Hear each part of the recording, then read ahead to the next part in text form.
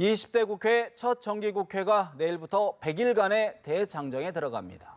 하지만 의석수를 내세워 정치적 주도권을 행사하려는 야당, 이에 밀리지 않겠다는 여당의 기싸움으로 협치보다는 강대강의 대치가 주조를 이룰 것이란 전망이 많습니다. 이영작 서경대 석좌 교수, 장기표 신문명 정책연구원 대표 두 분 모셨습니다. 어서 오십시오. 여야가 추경 예산안 처리를 놓고 초강경 대치를 이어가고 있습니다. 오늘이 8월 임시국회 마지막 날인데 격렬한 책임 공방이 오가고 있습니다. 먼저 정진석, 우상호 원내대표 두 원내대표의 이야기 들어보시겠습니다. 3당 원내대표 회담에 임했던 저로서는 협상 파트너인 우상호 원내대표가 참 딱하다는 생각이 듭니다. 직접 서명을 해서 합의문을 들고 가서 의총 추인까지 받았음에도 불구하고 이것이 예결위에 넘어가니까 또 발목이 잡히는, 앞으로 3당 원내대표 회담을 거듭한들, 합의서에 사인을 한들 그게 무슨 구속력을 담보받을 수 있겠습니까? 참 걱정이 됩니다. 경제 살리기, 민생 돌보기를 위해 오늘 중으로 꼭 추경 처리에 협조해 주시기 바랍니다. 어제 추경안 통과를 위해서 최선의 협상을 했습니다만 이번 그렇게도 합의되지 못했습니다. 이번 추경이 구조조정 관련된 목적으로 만들어진 추경이라고 하나 결국 많은 국민들의 인생과 관련되어서 절박한 그런 예산에 대한 야당의 의견을 반영하기 위해서 협상을 해야 될 것으로 보여집니다. 부실한 대기업들, 부실한 은행들의 수조원을 퍼주는 것을 그렇게 편하게 생각하면서 국민들 실생활에 관련된 민생 예산 500억, 1000억 층에 푸는 것을 이렇게 야박하게 푸는 그런 정부에 대해서 야당이 모른 척할 수가 없다. 저는 경험하겠습니다.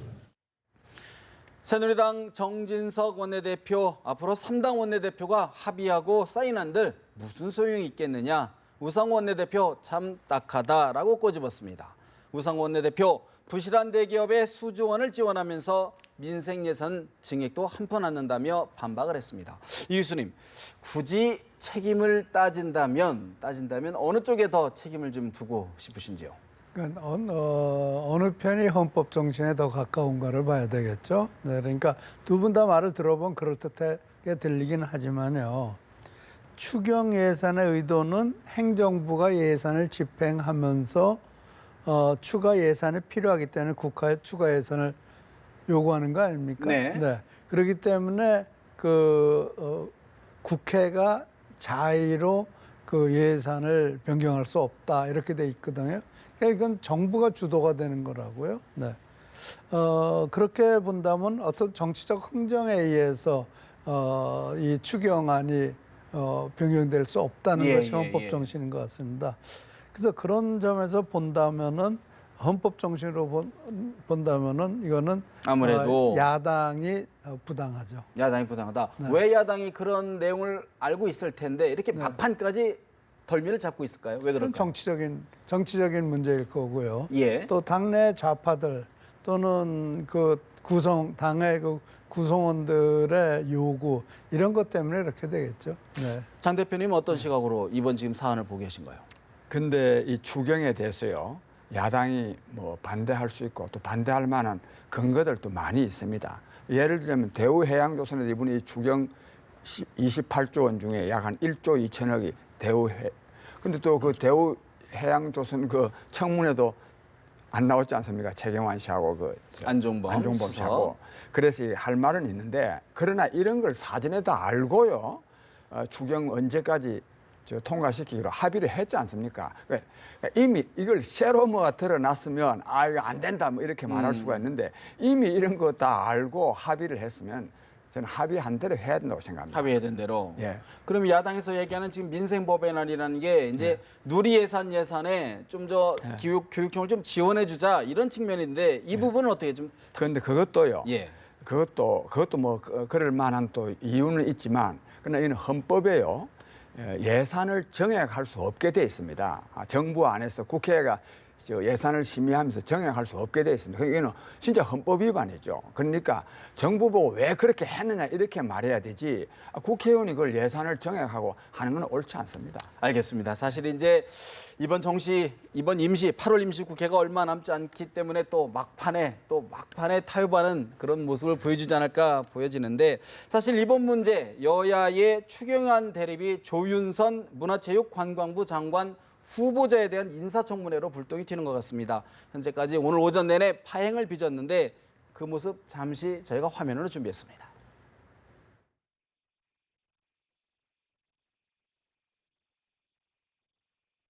조윤선 인사청문회를 상정합니다. 자, 앉으세요. 여기 앉으세요. 예. 공감할 수 있는 정책 방향을 제시함과 아울러 회의를 늦게 들어오셨으면 회의가 좀 많은 게 진행될 수 있도록 위원장님의 독단부터 사과를 하세요.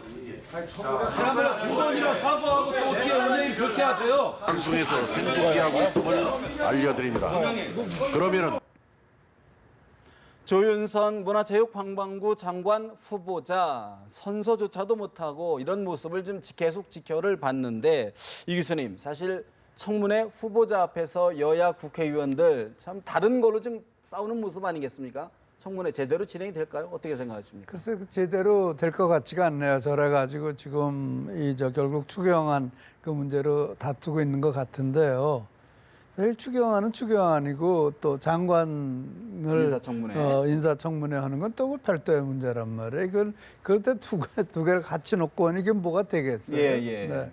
그래서 저는 저런 모습을 보면서 우리 정말 국민들이 우리 국회를 어떻게 생각하는가. 근데 국민들은 재밌는 게요. 국회가 파행이 되는 건 항상 여당 책임이라고 생각합니다. 파행은 여당 책임이다. 여당 책임이라고 이렇게 보는 것 같아요. 제가 여태까지 조사를 해본 집권이기 때문에 집권당이기 때문에 그게 뭐 여소야대가 됐건 여대 야소가 됐건 그거 관계없이 이 여당이 국회 문제에 대해서는 더 전진적으로 잘해 나가야 된다라는 그런 시각을 가지고 있는 것 같아요. 근데 지금 여소야대에다가 어떻게 보면 강대강이고 어떻게 보면 야당의 부당한 요구가 없는 것도 아닌 거고 그러니까 사실 참 여당으로서도 힘들고 국민들로서도 피곤한 모습이죠. 그러나 지금 사실 조윤선 지명자의 청문회는 빨리 진행을 해줘야죠. 네, 그래야 또 정부 구성에도 차질이 그렇죠. 없고요. 네. 지금 사실 야당 단독으로 여당 의원들 없이 야당 단독으로 오후 3시부터 좀 청문회가 열리고 있다고는 하는데 장 대표님 이런 상황에서요. 사실 또 짚을 건 짚어봐야 되는데 어떻게 보십니까? 저는 근데 저런 파행이요. 결과적으로는 조윤선 씨 봐주는 겁니다. 제가 볼 때는 이 조윤선 씨는 몇 가지 중요한 말하자면 결격 사유가 있는데 그걸 제대로 따져야죠. 그렇게 저렇게 뭐 욕이나 하고 뭐 삿대질이나 하고 이래가지고 시간 다 끌고 뭐 저래 하면 안 됩니다. 그러면 아까는 그 추가 경정 예산안은 야당 책임이 더 컸는데 이거는 좀 여당 책임이 더 크다. 여당도 이제 저런 식으로 얼렁뚱땅 해가지고 이거 뭐 조윤선 씨가 마지막에요. 이 청문 보고서가 채택 안 돼도 장관 대통령이 임명할 수 있습니다. 그러니까 조윤선 씨 문제를 제대로 좀 짚어서 저는 이 야당 의원들이요. 최종적인 판단은 국민이 한다는 것을 생각해야 됩니다. 이 판단의 주인은 국민입니다. 그러니까 야당이 해야 될 역할은 뭐냐 하면 이 후보자의 여러 가지 비위 사실들을 제대로 조사해가지고 지적해서 국민들이 저런 사람 하면 안 되겠다라는 판단이 들 수 있도록 해야 되는데 제가 여기서 뭐 장황하게 말씀드릴 수는 없습니다만 한 두 가지만 지적한다면 조윤선 씨는요 번 돈은 보담도 남아있는 돈이 더 많다는 거 아닙니까? 이거는 정말 돈의 법칙에 위배됩니다. 돈이라는 거는요 번 것보다도 항상 어디 섰는지 몰라서 마이너스가 줄어져야 되는데 이거는 뭔가 큰 걸 하나 감췄다는 거죠. 뭔가 큰 걸 안 감추고 어떻게 번 돈보다도 남아있는 돈이 그런 부분들은 이제 인사청문회에서 검증을 해야 된다 그런 말씀이신데 지금 야당 입장에서는 지금 단독으로 청문회를 할 정도로 뭔가 좀 단단히 벼르고 있는 것 같은데 여당은 망신주기 청문회 안 된다 이렇게 좀 맞서고 있는 건데요. 정진석 원내대표 또 김병욱 인사청문위원 이야기 먼저 좀 들어보실까요? 해당 상임위 위원님들께서는 두 공직 후보자의 전문성과 도덕성 그리고 능력을 국민의 시각에서 꼼꼼하게 검증해 주시기 바랍니다. 다만 조윤선, 김재수 두 후보자는 이미 여러 공직에서 오랜 기간 동안 나라를 위해 큰 능력을 발휘해 오신 그런 분들입니다. 인사청문회는 성직자를 뽑는 과정이 아닌 것입니다. 장관으로서 직무를 성실히 수행할 수 있는지 살펴보는 과정인 것입니다. 근거 없는 상처내기, 모욕적인 호통치기, 일방적인 망신주기식의 인사청문회 구태는 이제 사라져야 할 줄로 믿습니다. 조윤선 후보자가 국회의원부터 지금까지 장관, 정무수석 계속 쭉 중요한 보직을 맡고 있지 않습니까? 그런데 배우자께서 국가의 정부 조직인 공정거래위원회를 상대로 한 사건을 수십 건 수임을 했다는 사실입니다. 특히나 조윤선 장관이 국회의원 중에서 정무위원회라는 상임위원회를 2년간 역임을 하고 있었습니다. 정말로 너무나 많은 공정거래위원회 사건을 맡은 거고 그것도 직접 피감기관인 공정거래위원회를 상대로 한 사건을 수십 건을 수임했다는 새로운 사실이 어젯밤 늦게 밝혀졌습니다.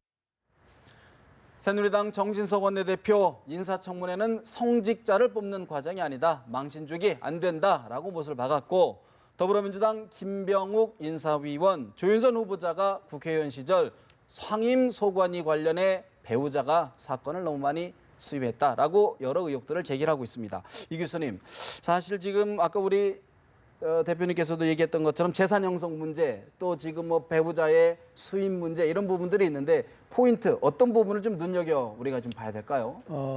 저는 공정위 수임 문제를 좀 거론하고 싶은데요. 그거는 우리 정부가 얼마나 허술한가를 보여주는 겁니다. 자기 배우자가 정부 고위직에 있을 때 정부를 상대로 한다든지 아무튼 정부로부터 수임을 하는 것에 대해서는 충돌을 규제할 수 있는 그런 위원회가 있어야 되거든요. 예를 들어서 사기업들이라도 그럴 수 있는 이해 충돌이 있을 수 있으면 이해 충돌이 되느냐 안 되느냐는 걸 갖다가 이사회에서 검토를 하고 또는 어떤 위원회에서 검토를 하고 이거는 아무런 충돌이 없겠다라고 하는 경우에 하는 것이 이렇게 수탁을 한다든지 위탁을 하는 것이 정식 절차인데 네. 제가 봤을 때는 지금 조윤선 그 지명자의 배우자가 적절했느냐 적절하지 못했느냐의 문제보다는 우리 정부 조직이 아직도 너무 허술한 데가 많다. 그러니까 저게 법적으로 위법이 된다면은 안 되겠죠. 근데 위법이다 아니다라는 것을 판정할 수 있는 그런 그 기준이 없다는 것 자체가 문제점이다라고 생각을 합니다. 조윤선 후보자와 배우자의 문제라기보다는 어떤 제도상의 허점이지 않느냐. 네, 그건 대단히 커다란 허점이라고 생각합니다. 그리고 위법이 아니라면은 받는 것이 법에 위반이 안 된다면 받을 수 있는 거죠. 그런데 받는 것이 문제가 될 수 있느냐 아니냐를 판단해 줄 수 있는 그런 기관이 없다는 것은 상당히 유감이라고 생각하고 네. 이것을 기회로 해서 그와 같은 기구가 정부 내 또는 국회 내에 만들어져야 되는 거 아닌가. 그래서 국회에서 예를 들어서 배우자가 예를 들어서 조윤선 씨가 장관이 됐다고 그래봐요. 그럼 그 남편이 과연 정부에서 정부를 상대로 하는 그런 사건을 맡을 수 있느냐 없느냐 이런 것을 심판해 줄 수 있는 그런 정부 내 또는 국회 내 기구가 필요하지 않나라는 생각을 합니다. 예, 저는요. 네. 이 조윤선 씨는 이 사건으로 봐서 제가 무슨 심판관은 아니지만 정말 장관 자격이 없습니다. 그동안에 국회의원도 오래 하고 장관도 하고 또 청와대에서도 정무수석도 한 사람이 그 공정위가요 사실은 뇌물입니다. 조윤선 씨한테 뇌물을 갖다 바친 거나 마찬가지고 그렇기 때문에 이거는 엄격하게 처리돼야 됩니다. 그다음에 우리 이 박사님께서 그런 그 규정이 사실 이해충돌방지법을 그래서 만들어야 되는데 지난번에 국회의원들이 빼버렸어요. 뺐지만 그러나 이거는요 법이 꼭 있어야 지킵니까? 법이 없어도요. 저 상식적으로 판단해서 하면 안 될 일은 안 해야 됩니다. 그런 양식이 없습니다. 만약에 이것이 이해 충돌 방지 법이 제정 안 됐으니까 했다면 이건 아주 나쁜 사람이죠. 더 나쁜 사람이고 아까 말씀드린 대로 그 나쁘고 옳고를 떠나서 이거는 저는 뇌물에 해당한다고 네, 사실 저는 그렇게 생각 안 해요. 뇌물이라고 보기는 어렵습니다. 그런가 하면 판단을 내리는 거는 사법부거든요. 사법부와 행정부는 법적으로 완전히 분리돼 있어요. 그렇다면 만약에 조윤선 씨가 뭐 정무수석이기 때문에 사법부가 영향을 받아서 이 조윤선 씨 배우자가 수임한 사건을 유리하게 불리하게 판단한다. 그렇다면 우리 사법부가 문제죠. 저는 그게 그거는 그러니까 예. 저는 지금 예를 들어서 이제 이거 보니까 네. 공정위에서 배우자한테 사건을 준 것이 아니고 예. 그 공정위를 상대로 하는 기업에서 적발된 내용에 대한 그걸 받은 거란 말이에요. 그것이 적절하냐 적절하지 않느냐는 판단과 그것에 대한 사법부의 판단. 그거는 또 다른 문제예요. 네, 그러니까 이것이 조윤선 씨 배우자가 맡았어야 되느냐 아니냐의 문제라기보다는 어떤 그거를 규제할 수 있는 기관이 필요하나 여부에 대해서 심각하게 고민을 하고 또 그런 이해 충돌을 예방할 수 있는 어떤 그런 기관이 필요할 것 같고 수임한 건에 대해서는 건건히 좀 살펴봐야 건건히 살펴보라는 그렇죠. 그렇죠. 물론 뭐 이분이 이제 부자기 때문에 그런데 실제로 그렇게한다면 자기 배우자가 공직자로 있으면은 어느 사람도 변호사 할 수 없다는 얘기밖에 안 되는 거예요. 그런데 그건 제가 잘 몰랐는데요. 네. 저는 공정위에서 이 사람한테 이 변호사한테 사건을 맡긴 게 그건 아닌 것 아닙니까? 공정위를 상대로 한 겁니까? 그렇죠. 아마 그것이 섞여 있는 것 같은데 좀 확인을 좀 해봐야 될 것 같습니다. 그건 사실 예. 제가 생각할 때는 공정위 사건일 가능성이 저는 굉장히 어쨌든 크다고. 공정위하고는 관련은 있겠죠. 공정위에서 어떤 처분이라든가 어떤 그런 부분에 대한 서로 어떤 법적 저는 이 확인을 그냥 확인을 좀 상식적으로 해보겠습니다. 공정위 사건이라고 저는 또 신문에 그렇게 그렇게 깡난 건 아니지만 그래서 그렇게 판단 왜 그러냐면 그럴 때 공정위 사건을 많이 했다 이렇게 말이 나오지 그 기업이 여러 개가 다른데 어떻게 그것도 고기 것만 찾아가지고 많이 하겠습니까? 그러나 어쨌든지 저는 하여튼 공정위에서 맡겼다면 공정위가 조윤선 씨한테 말하자면 뇌물 준 거나 마찬가지다. 이 일단 조윤선 후보자의 아직 해명, 설명을 저희가 이제 공식적으로 듣지 못했기 때문에 좀 들어봐야 될 부분인 것 같고 이 부분은 좀 더 아무래도 청문회에서 좀 다뤄질 것으로 보여지니까 좀 지켜봐야 될 것 같습니다. 자, 지금 그런가 하면 전당대회가 끝난 더불어민주당 추미애 신임 대표의 행보가 거침이 없습니다. 오늘 노무현 대통령의 묘역이 있는 경남 봉화마을을 방문했습니다. 추미애 대표의 이야기 듣고 대담 이어갑니다. 신뢰받지 못하는 정부는 불행합니다. 국민의 민생이 벼랑 끝에 있습니다. 지금은 사드 문제 역사 왜곡으로 논란을 증폭시켜 진영 대결을 벌일 때가 아니지 않습니까? 대한민국을 두 개의 국민으로 분열시킬 것이 아니라 국민 통합과 민생으로 나아가야 할 것입니다. 국정 기조의 대전환을 다시 한번 촉구합니다. 동서고금을 막론하고 국민을 이긴 대통령은 아무도 없습니다. 지금이라도 대통령이 국정 기조를 분열이 아니라 민생으로 전환한다면 우리 당은 초당적으로 협력하겠다는 말씀을 드립니다.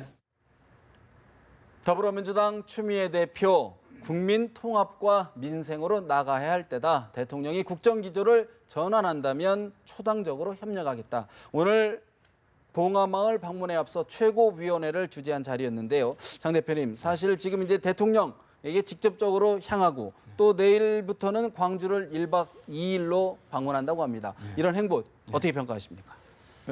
우선 행보요. 네네. 어떻게 또 자기 당 대통령도 지냈고 또 이분은 또 특히 또 노무현 대통령하고 또 관계도 많습니다. 그래서 묘지 참배하는 건 이해는 됩니다만 이게 너무 심합니다. 추미애 대표만 그렇다는 게 아니라 맨날 무슨 노무현 대통령 묘지, 마을동 묘지, 무슨 묘지 좀 자제됐으면 참 좋겠고요. 그다음에 아까 추미애 대표 뒷부분에 박근혜 대통령에 대해서 한 말은 맞습니다.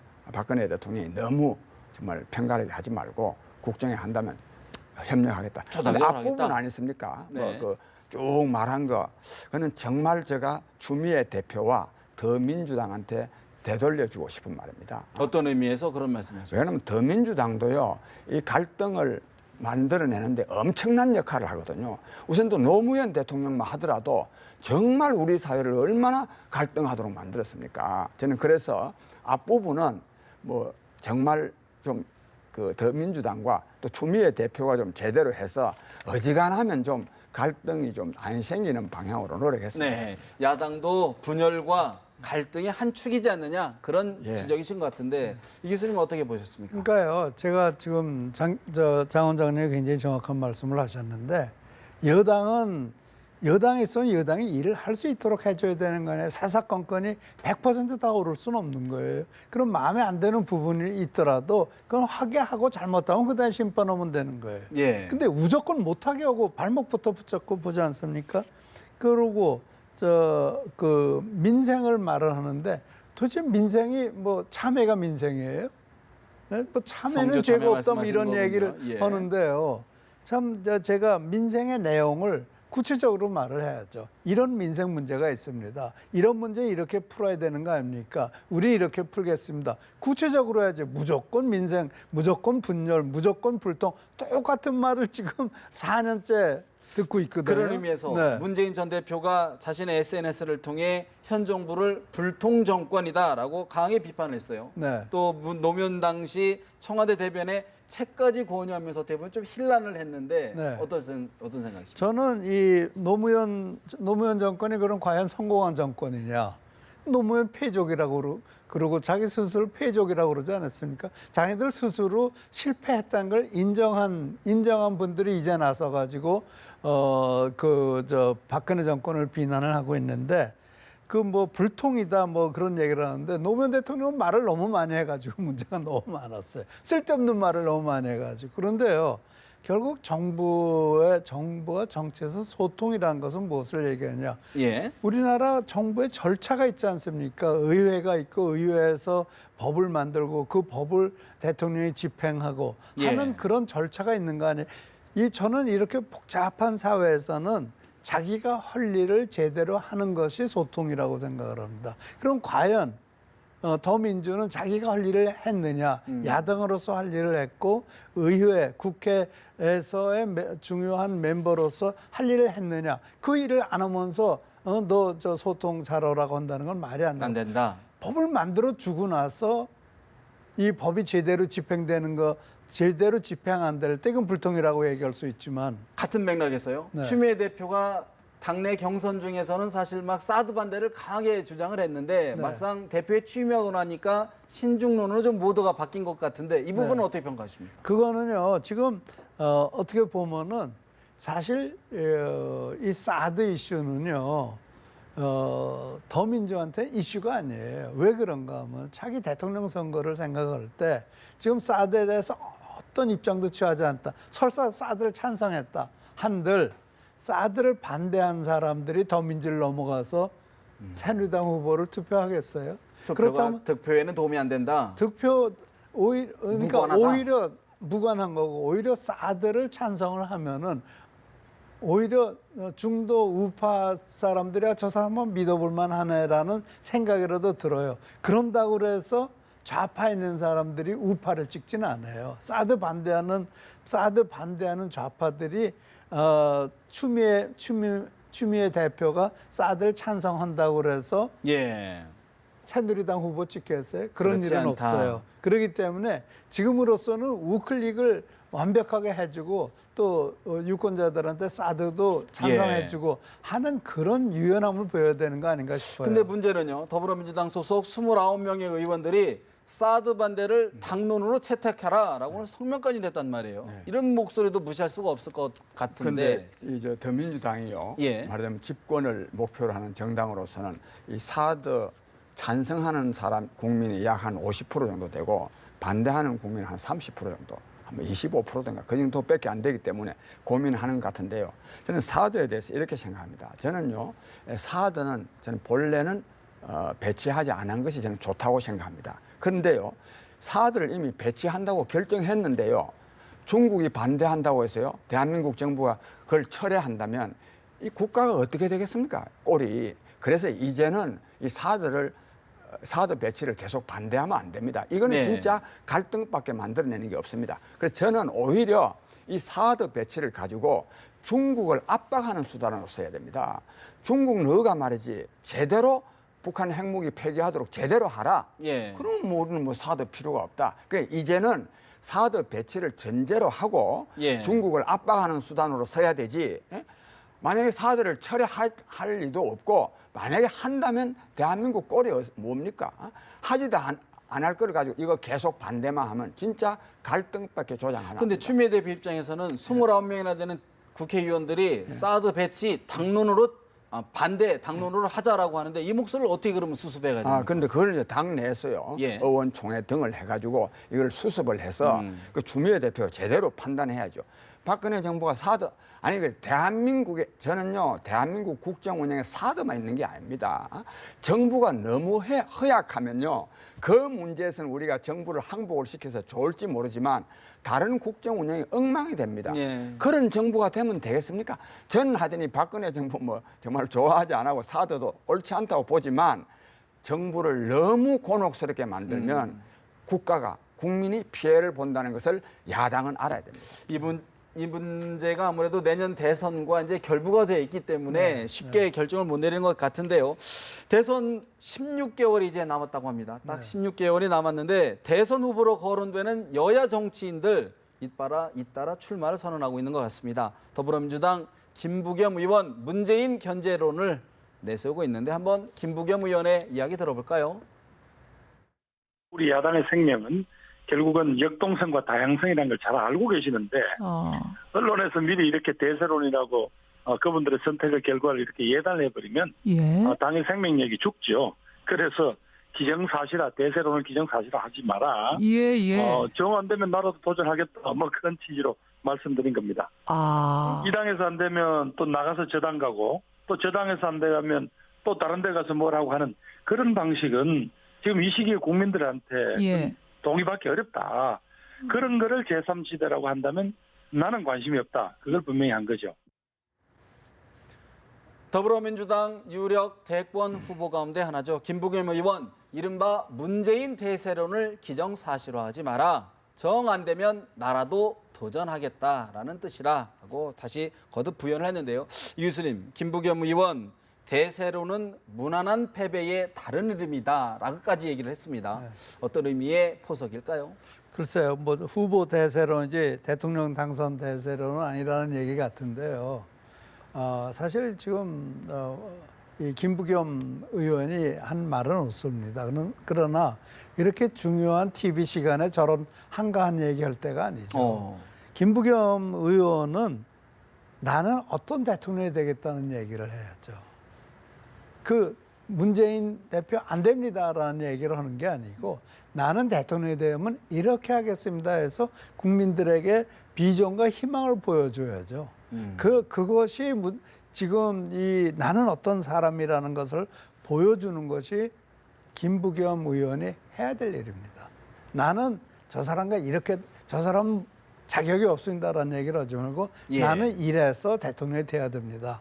라는 얘기를 할 수 있는 굉장히 중요한 기회를 이렇게 날려버리고 있다는 거는 무지하게 잘못하는 거라고 생각합니다. 근데 지금까지 보면요.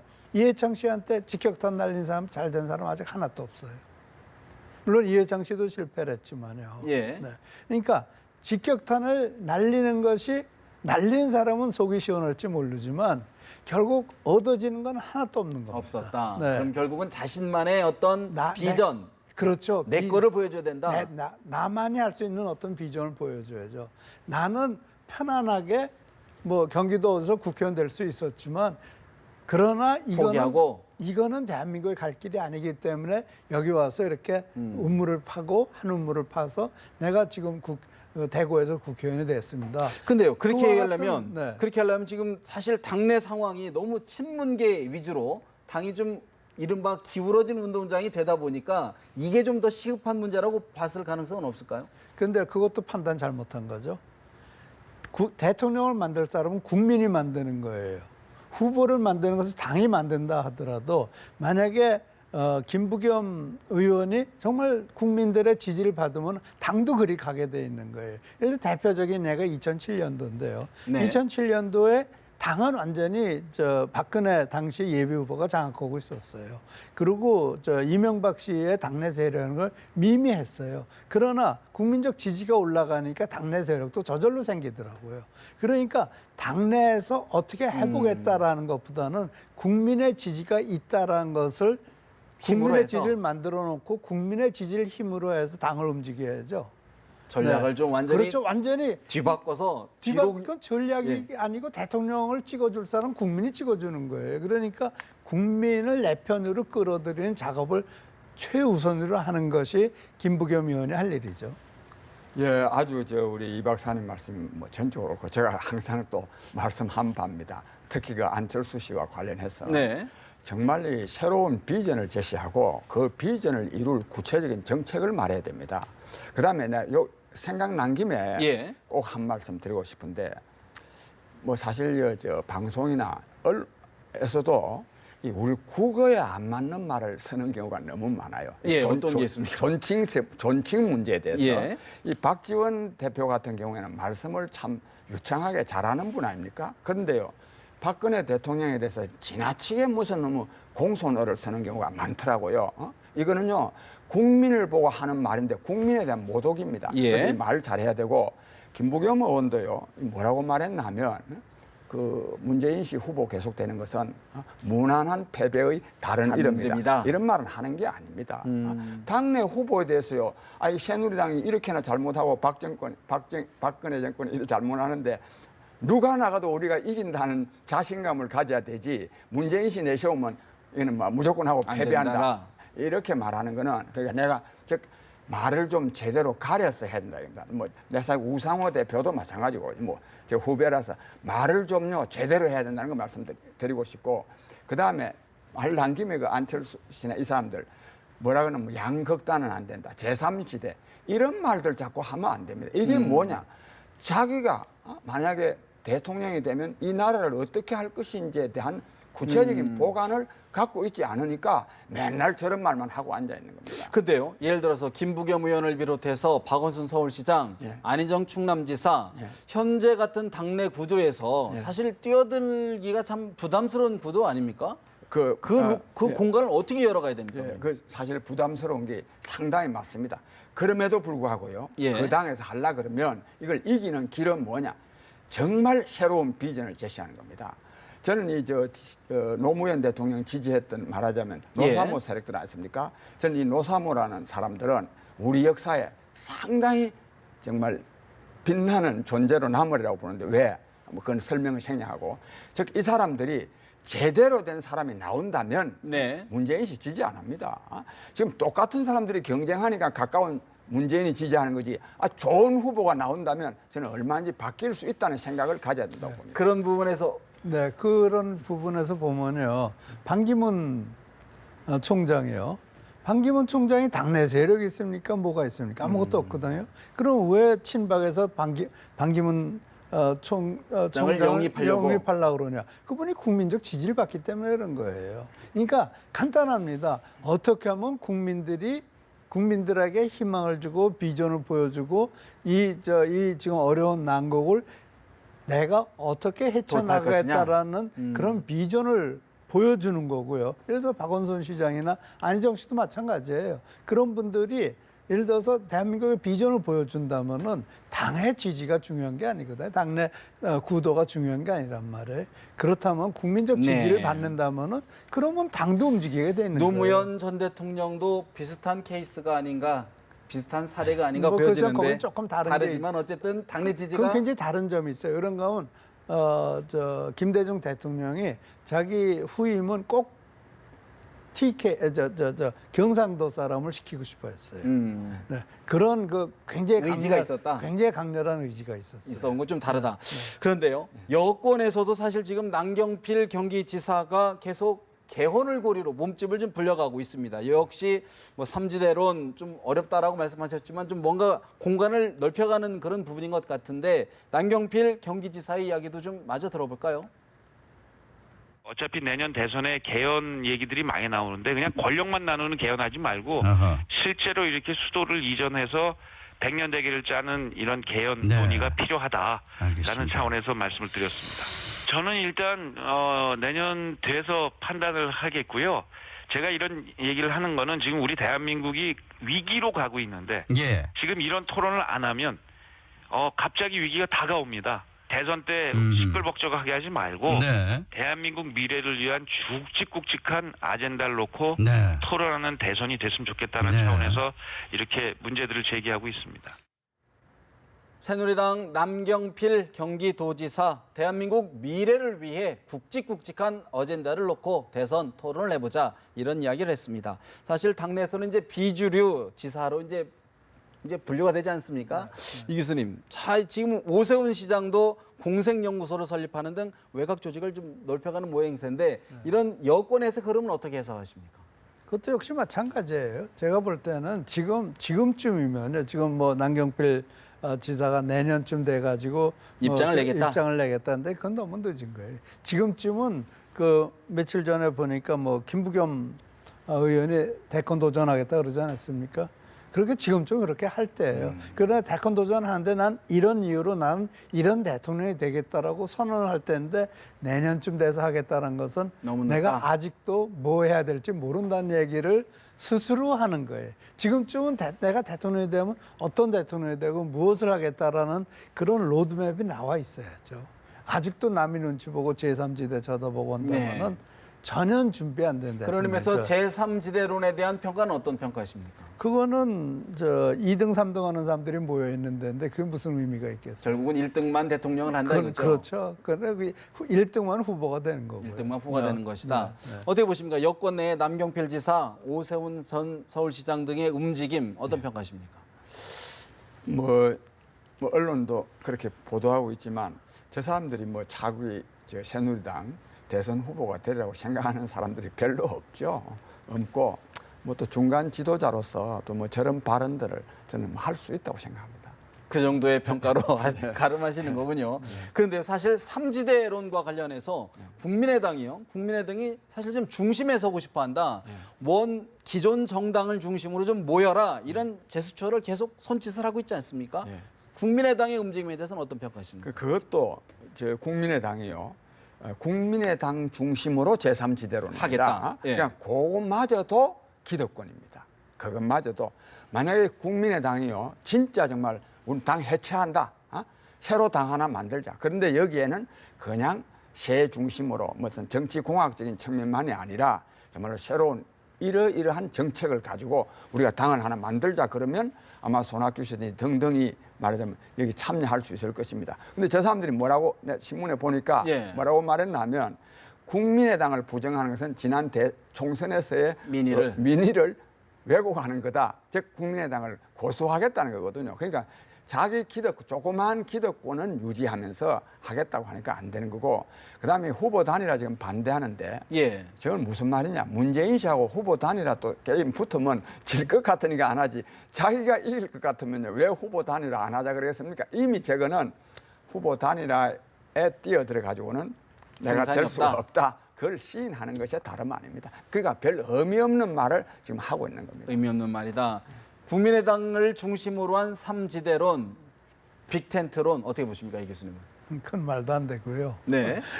제가 봤을 때 저는 이 DJP 연합을 굉장히 DJP 연합의 성공과 실패에서 많은 걸 배워야 된다고 생각을 하는데요. 그 당시에 자민연합힘이라는 것은 지금 국민의당 힘보다 훨씬 더 컸어요. 네. 그런데 DJP 연합에 성공을 하고 DJP 연합이 실패를 한 가장 큰 이유는 자민련에 대권 후보가 없었어요. 그 만약에 대권 후보가 있었더라면은 그때 JP가 우리 당의 이런 DJ한테 좋다, 이번엔 널 밀어주마.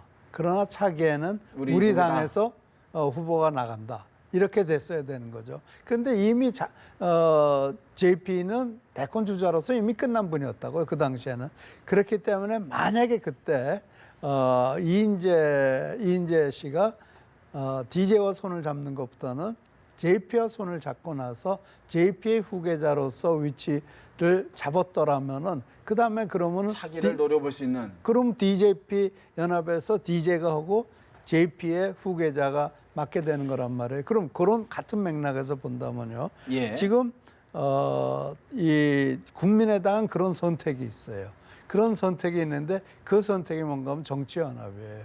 그러면은 호남을 주류로 끌어들어오는 정치 선택을 해야 되는데 그것은 뭔가 하면 새누리당과 정권연합을 하고 그다음에 정권연합을 하든 정치연합을 하고 이번 대선에서는 예를 들어서 새누리당이 하면은 그 다음에는 우리가 대통령 한다.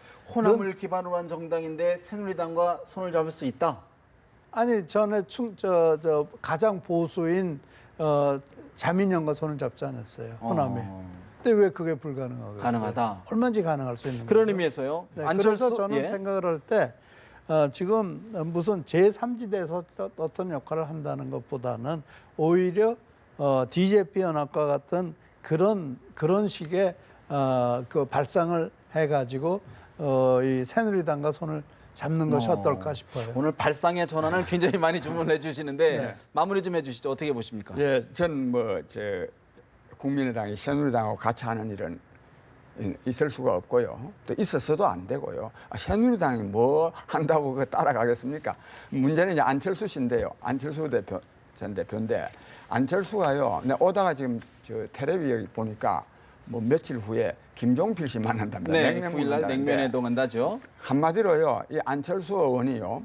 새정치의 표상이 아니라 구정치의 표본이 될 가능성이 큽니다. 알겠습니다. 좀 어떤 결과 나올지 좀 지켜봐야 될 것 같고요. 오늘은 시간이 없어서 여기서 마무리를 해야 될 것 같습니다. 이제 정기국회가 내일이면 시작이 됩니다. 국민들이 매서운 눈으로 국회의원들을 지켜보고 있습니다. 좋은 결과 성과 내주십시오. 두 분 말씀 여기서 줄이겠습니다. 고맙습니다.